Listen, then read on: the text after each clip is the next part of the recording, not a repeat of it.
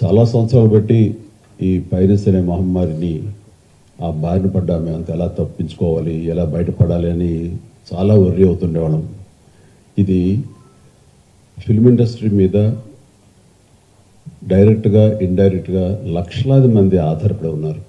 ఇది ఏ ఒక్క స్టార్స్తో, పెద్ద డైరెక్టర్లతో, పెద్ద నిర్మాలతో కాదు. ఇది ఒక లైట్ బాయ్ దగ్గర నుంచి, చిన్న మేకప్ మ్యాన్ దగ్గర నుంచి, థియేటర్స్ దగ్గర గేట్ కీపర్ దగ్గర నుంచి ప్రతి ఒక్కళ్ళు ఇండస్ట్రీ మీద ఆధారపడి ఉన్నారు.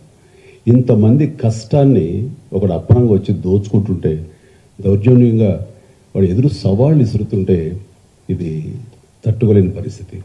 సో ఇలాంటి వాటికి మార్గం ఏమిటి, ఎలా బయటపడాలి అనే దాని మీద తర్జన పడుతున్నటువంటి సమయంలో గత కమిషనర్ సివి ఆనంద్ గారి ఆధ్వర్యంలోనూ, అప్పుడు ఏఎస్పీ కవిత గారు, శ్రీనివాస్ గారు, వీళ్ళు, అలాగే ఆయన వెళ్ళిపోయిన తర్వాత దాని తర్వాత మళ్ళీ ఇది ఇలాగే ఉంటుందా, ఇలాగే కుంటుపడిపోతుందా, ఇలాగే తెరమరుగైపోతుందా అనుకున్న సమయంలో సినిమా ఇండస్ట్రీ గురించి, సినిమా కష్ట నష్టాల గురించి బాగా తెలిసినటువంటి, అన్ని రకాలుగా కాచి ఓడపోసినటువంటి, ఎంతో కన్సర్న్ ఉన్నటువంటి వ్యక్తి మన చూపించిన చొరవకి, ఆయన పెర్సిస్టెంట్ ట్రయల్స్కి మిగతా ఆఫీసర్స్ అందరూ సహకరించిన దానికి ఈ రోజున ఎవడైతే ఛాలెంజ్, ఏ పైరేట్ అయితే కనుక ఛాలెంజ్ విసిరేడో దమ్ముంటే చూసుకోండి అతన్ని ఈ రోజున పట్టుకోవడానికి వారు సహకరించారు.